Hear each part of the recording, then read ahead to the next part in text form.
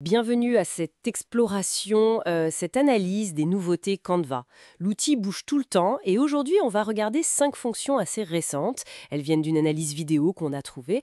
Le but, voir comment ça peut nous simplifier la vie pour créer des designs. On regarde ça ensemble.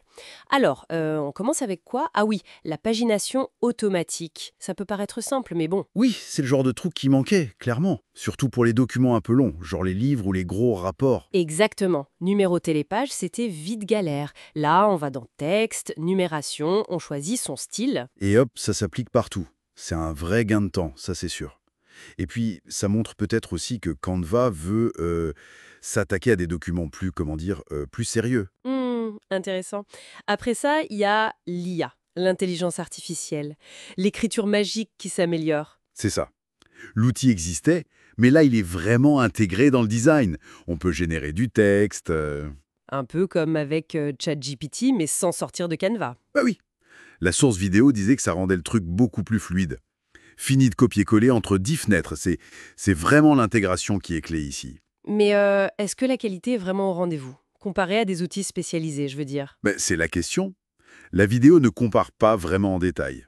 L'accent est mis sur la facilité, la rapidité. Probablement super pour des textes courts, trouver une accroche ou juste démarrer quand on a la page blanche, quoi. D'accord, logique. Et l'IA, ça continue avec les images, c'est ça?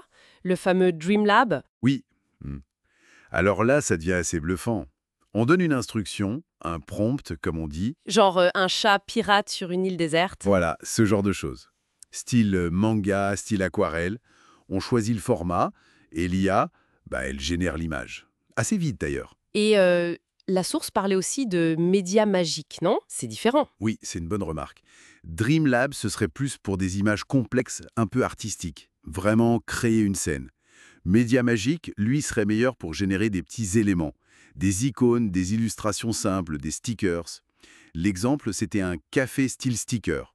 Ah, d'accord. Donc, deux outils, deux usages un peu différents. C'est ça. Mais le gros avantage, encore une fois, c'est que tout est en Canva. Pas besoin d'aller chercher ailleurs. Ça ouvre pas mal de portes, c'est clair. Quatrième point, les mock-ups intelligents. Les mock-ups, on connaît. Mais là, il y a une touche d'IA en plus. Exactement. L'idée, c'est de prendre n'importe quelle photo et de la transformer en support. Imagine une photo de quelqu'un qui tient un livre. Hop, tu vas dans Modification, Mockup, Et l'IA trouve la couverture. voilà. Elle détecte la zone où tu pourrais mettre ton design, tu confirmes et tu glisses ta propre couverture de livre dessus. C'est assez malin pour visualiser. Pratique pour montrer un produit fini, oui, mais la source disait attention à la qualité, non? Oui, bien sûr. Ça dépendra de la photo départ, sa résolution, et si ton design colle bien aux dimensions.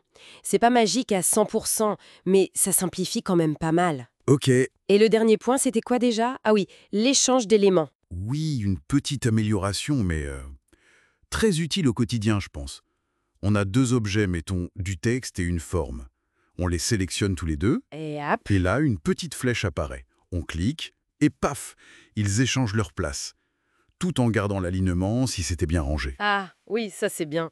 Ça évite de tout redéplacer à la main, de devoir réaligner. Exactement.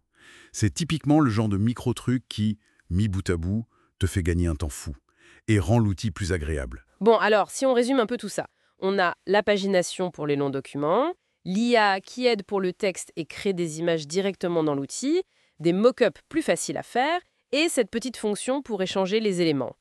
On voit bien la tendance, non? Canva veut vraiment être la boîte à outils complète. Tout à fait. L'idée, c'est d'accélérer et d'enrichir le processus créatif en intégrant tout au même endroit, de l'idée jusqu'à la présentation finale. Et ça amène une réflexion, peut-être, pour finir. Je t'écoute. Bah, cette intégration de plus en plus forte d'outils aussi différents, texte, images, IA, mise en page, et la source mentionnait même du code bientôt, est-ce que ça change juste notre façon de travailler ou est-ce que ça modifie aussi notre approche même de la créativité? Quand tout devient si facile, si accessible, comment ça influence nos idées? Bonne question. Ça laisse matière à réflexion pour la suite en voyant comment tout ça va continuer d'évoluer.